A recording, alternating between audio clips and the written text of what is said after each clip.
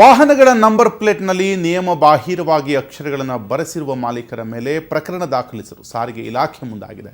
ಬೆಂಗಳೂರಿನಲ್ಲಿಂದು ಕಾರ್ಯಾಚರಣೆ ನಡೆಸಿದ ಆರ್ಟಿಒ ಅಧಿಕಾರಿಗಳು ನಿಯಮ ಬಾಹಿರವಾಗಿ ಅಕ್ಷರ ಬರೆಸಿರುವ ನಂಬರ್ ಪ್ಲೇಟ್ ವಾಹನಗಳನ್ನು ತಡೆದು ನಂಬರ್ ಪ್ಲೇಟ್ ಕಿತ್ತು ಹಾಕಿದರು. ನಗರದ ಹಲವೆಡೆ 15ಕ್ಕೂ ಹೆಚ್ಚು ಅಧಿಕಾರಿಗಳ ತಂಡಗಳಿಂದ ಕಾರ್ಯಾಚರಣೆ ನಡೆಯುತ್ತಿದೆ. ಈ ವೇಳೆ ಮೈಸೂರು ಸರ್ಕಲ್ನಲ್ಲಿ ವಾಹನ ತಡೆದು ನಂಬರ್ ಪ್ಲೇಟ್ ಕಿತ್ತಿ ಹಾಕ್ತಿದ್ದ ಆರ್ಟಿಒ ಅಧಿಕಾರಿಗಳ ವಿರುದ್ಧ ವಾಹನ ಸವಾರರು ಆಕ್ರೋಶವನ್ನು ವ್ಯಕ್ತಪಡಿಸಿದರು.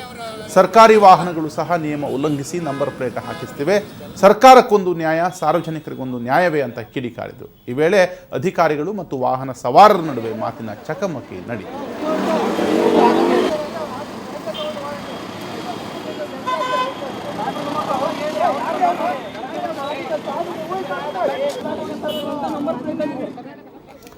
ಈ ಕುರಿತಾಗಿ ಮಾತನಾಡೋದಕ್ಕೆ ಜಂಟಿ ಪೊಲೀಸ್ ಆಯುಕ್ತರಾದಂಥ ನರೇಂದ್ರ ಹೋಳ್ಕರ್ ಅವರು ನಮ್ಮ ಜೊತೆ ಸಂಪರ್ಕದಲ್ಲಿದ್ದಾರೆ. ಸರ್ ನಮಸ್ಕಾರ. ಜಂಟಿ ಪೊಲೀಸ್ ಆಯುಕ್ತ ಜಂಟಿ ಆಯುಕ್ತ ನರೇಂದ್ರ ಅವರಿಗೆ ನಮಸ್ಕಾರ. ಹಲೋ ಸರ್ ನಮಸ್ತೆ. ಹಲೋ ಹೋಳ್ಕರ್ ಅವರೇ, ಕೇಳಿಸ್ತಾ ಇದೆಯಾ ನನ್ನ ಧ್ವನಿ? ನಾನು ಜಾಯಿಂಟ್ ಕಮಿಷನರ್ ಟ್ರಾನ್ಸ್ಪೋರ್ಟ್, ಪೊಲೀಸ್ ಅಲ್ಲ ಟ್ರಾನ್ಸ್ಪೋರ್ಟ್. Yes sir.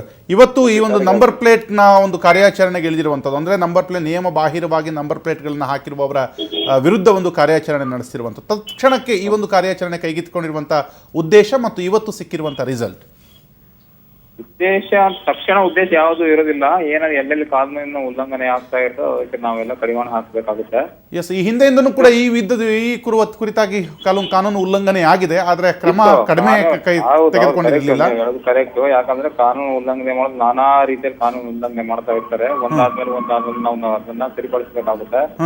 ಎಷ್ಟು ದಿವಸ ಬಸ್ ಚೆಕಿಂಗ್ ಆಯ್ತು, ಓವರ್ಲೋಡ್ ಚೆಕಿಂಗ್ ಆಯ್ತು, ಆಮೇಲೆ ಟ್ಯಾಕ್ಸಿಗಳು ಚೆಕಿಂಗ್ ಆಯ್ತು, ಪೊಲ್ಯೂಷನ್ ಚೆಕಿಂಗ್ ಆಯ್ತು, ಹೀಗೆ ನಾನಾ ರೀತಿ ಹಲವಾರು ತರದ ಒಂದು ಎನ್ಫೋರ್ಸ್ಮೆಂಟ್ ಇರ್ತದೆ.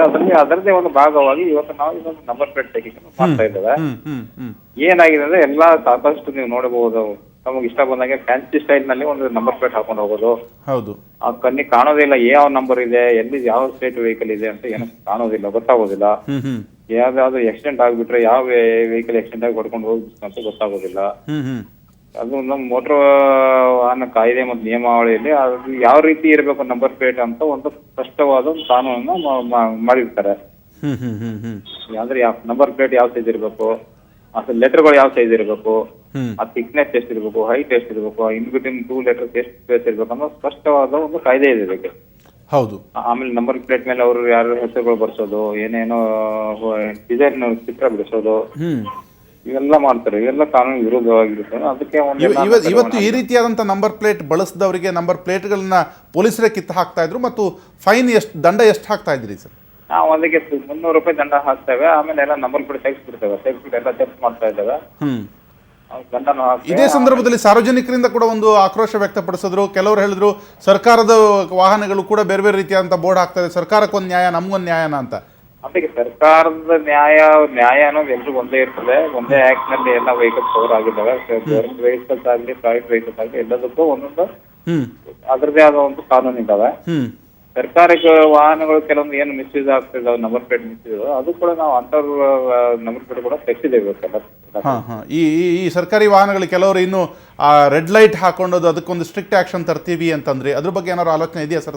ಮಾಡ್ತಾ ಇದ್ದೇವೆ. ರೆಡ್ ಲೈಟ್ ಯಾವ್ದು ಹಾಕೋದು ಅಂತ ಕೂಡ ನಾವು ಚೆಕ್ ಮಾಡ್ತಾ ಇದ್ದೇವೆ. ರೆಡ್ ಲೈಟ್ ಹಾಕೊಂಡಿರೋ ವಿರುದ್ಧ ಕ್ರಮದ ಅಂಗವಾಗಿ ನಾವೆಲ್ಲ ಅವ್ರ ಮೇಲೆ ಕೇಸಸ್ ಬುಕ್ ಮಾಡಿದ್ದೇವೆ, ರೆಡ್ ಲೈಟ್ ತೆಗೆಸಿದ್ದೇವೆ, ಲೈಸೆನ್ಸ್ ಸಸ್ಪೆಂಡ್ ಮಾಡಿದ್ದೇವೆ. ಮುಂದೆ ಕೂಡ ಗಮನಕ್ಕೆ ಬಂದ್ರೆ ತೆಗೆಸ್ತೀರಿ? ಹೌದು, definitely. Yes, thank you sir, Suvarna News ಜೊತೆ ಮಾತನಾಡಿದ್ದಕ್ಕೆ.